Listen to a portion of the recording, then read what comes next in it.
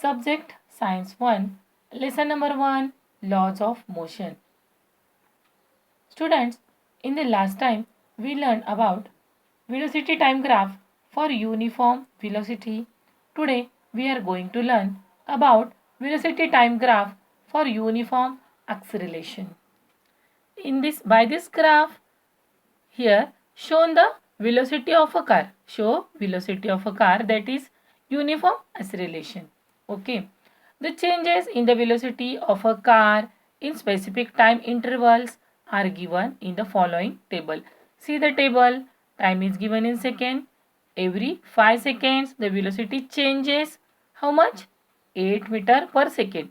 See, everywhere 8 different, than 8 2 is 16, then 8 3 is 24, then 8 4 is 32. Like this, changes are in equal time interval, that is equal amount. The velocity time graph in figure 1.8 shows that.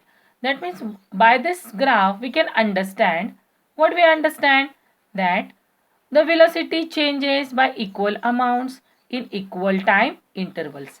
Equal amounts, equal time interval. Equal amounts, equal time intervals. Okay. Velocity changes means there is acceleration. Okay, velocity changes means there is acceleration. And how is this? This is uniform acceleration in accelerated motion. Okay. How much does the velocity changes? Every 5 seconds. Actually here every 5 seconds the velocity change 8 meter per second. In the second line here mentioned, for all uniformly accelerated motion, the velocity time graph is straight line.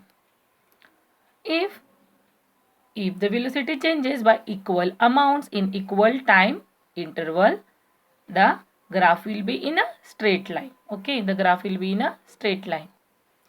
Third point mentioned here, for non-uniformly accelerated motions, the velocity time graph may have any shape depending on how the acceleration changes with time. Okay. So student, how can we say the non-uniform accelerated motion? When the velocity changes unequal amount and unequal time interval, that time non-uniform accelerated motion will be there. Okay. The velocity time graph may have any shape depending on how the acceleration changes with the time. Okay. See, from the graph in figure 1.8, we can determine the distance covered by the car between 10 and 20th second, as we did in the case of train in the previous example. On the 10th second, velocity 16 meter per second, and on the 20th second, velocity 32 meter per second. We are taking these two numbers for average velocity. See, the average velocity of the car 32 plus 16 upon 2 is 24 meter per second. When we multiply this by time interval, that is by 10 seconds.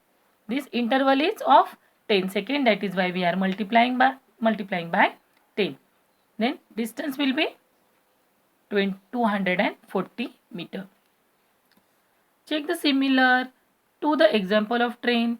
The distance covered is given by the area of quadrangle ABCD.